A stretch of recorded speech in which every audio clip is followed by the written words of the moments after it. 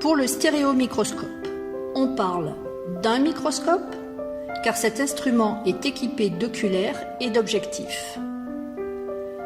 La vision stéréoscopique, quant à elle, est possible grâce à la juxtaposition de deux trajets optiques indépendants, ce qui permet la vision en relief. Pour installer votre poste de travail, approchez le stéréomicroscope et placez-le devant vous. Branchez-le.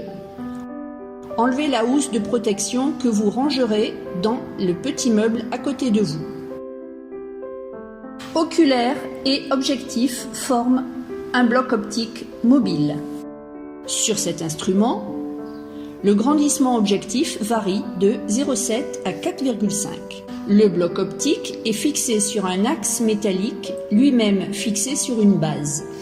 La mise au point se fait à l'aide de la grosse molette qui permet le déplacement fin de tout le bloc optique par rapport à la base. Sur la base, nous trouvons deux clips mobiles qui permettent de maintenir l'échantillon sur la platine circulaire, ici en noir. L'interrupteur marche-arrêt est placé à l'arrière de la base. Sur la droite de la base se trouvent les variateurs d'intensité des deux systèmes d'éclairage. Un éclairage par-dessus, réglable par la molette la plus éloignée de vous, et un éclairage par-dessous, la source lumineuse étant placée dans la base. Elle est réglable par la molette la plus proche de vous.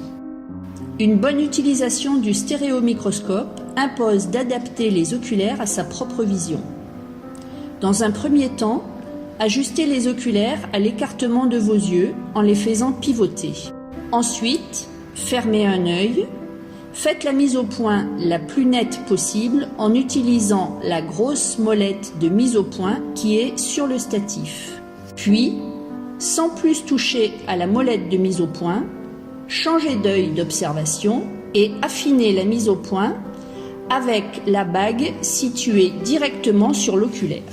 Le champ d'observation pour un objectif donné se définit par un volume. On peut donc mesurer un diamètre et une profondeur. Pour mesurer le diamètre de champ, on utilise une règle graduée. Ce diamètre correspond à la zone éclairée observable au travers des oculaires. La profondeur de champ se définit, elle, par la distance la plus grande séparant deux images nettes. Pour cela, on utilise deux lames, l'une avec un cercle noir, l'autre avec une croix rouge.